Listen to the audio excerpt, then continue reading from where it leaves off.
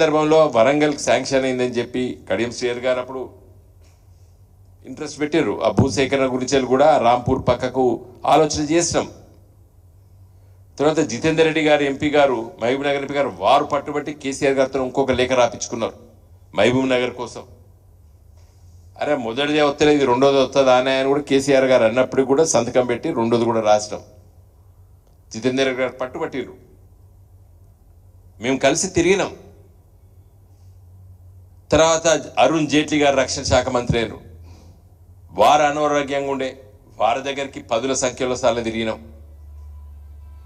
ఇప్పుడు రాష్ట్ర ప్రభుత్వము మీరు భూమి ఇచ్చి, బిల్డింగ్లు కట్టి, జీతభత్యాలు ఇచ్చి, రికరింగ్ ఎక్స్పెండిచర్ ఇచ్చి కొంత డిపాజిట్ చేస్తే మేము నడుపుతామని చెప్పి వాళ్ళ పాలసీ ఉంది.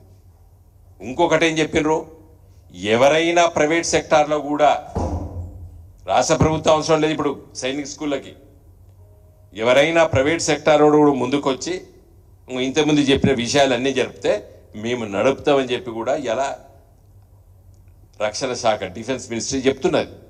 ఇవి రెండు పాలసీస్ వచ్చినాయి ఇప్పుడు కొత్తగా.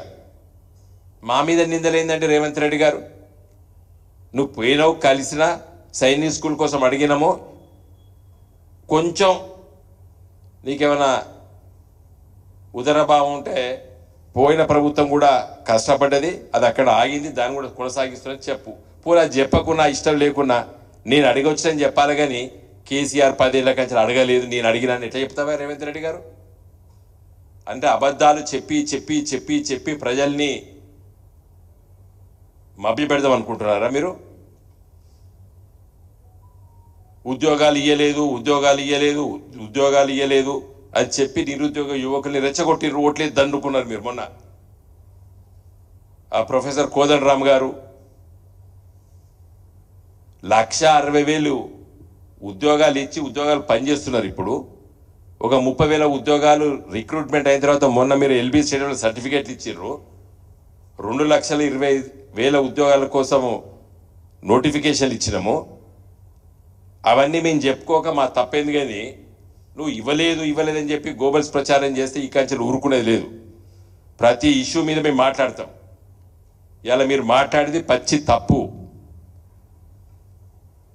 సైనిక్ స్కూల్ గురించి వెళ్ళి కొట్లాడము, సాధించినము. కానీ కేంద్ర ప్రభుత్వం, డిఫెన్స్ మినిస్ట్రీ చేతులెత్తి ఉత్తరం రాసింది. దాన్ని తీయండి, ఆ ఉత్తరం తీయండి. మీరు గిట్ట ఆ డబ్బులు రికరింగ్ ఎక్స్పెండిచర్ కడతామని, లేకపోతే టీచర్ భత్యాలు మేమే ఇస్తామని చెప్పి, స్కూల్ బిల్డింగ్ మేమే కట్టిస్తామని చెప్పి వాళ్ళకు దాని ఏమన్నారు డిపాజిట్ అని, కాషన్ డిపాజిట్ అట్లాంటిది పేరు పెట్టింది దానికి, అది కూడా కడతామని చెప్పుర్రి. ఇలా భూమి ప్రభుత్వ కంటోన్మెంట్ భూముల గురించి వెళ్ళి మనోహర్ పారీకర్ గారు హైదరాబాద్కి వచ్చి సికింద్రాబాద్లో మీటింగ్ పెట్టారు. అప్పుడు ఉన్నటువంటి municipal administration minister KT Rama Rao garu హాజరయ్యారు.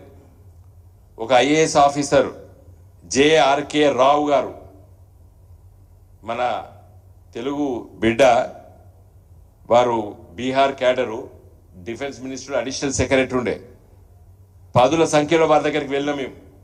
వారు ఇప్పుడు రిటైర్ అయ్యి హైదరాబాద్లో ఉన్నట్టారు. పత్రికా విలేకరులారా మీరు అడగండి వారిని. జేఆర్కే రావు గారు అడిషనల్ సెక్రటరీ డిఫెన్స్ ఉండే, అప్పుడు రిటైర్ అయిపోయారు వారు. వారి దగ్గరికి వెళ్ళి ఈ జూబ్లీ బస్ స్టాండ్ నుండి షామీర్పేట వరకు మెట్రో కమ్ దాని డబుల్ డెక్కర్ అంటారు, అంటే కింద మెట్రో పోతుంది, మీద వెహికల్స్ పోవచ్చు.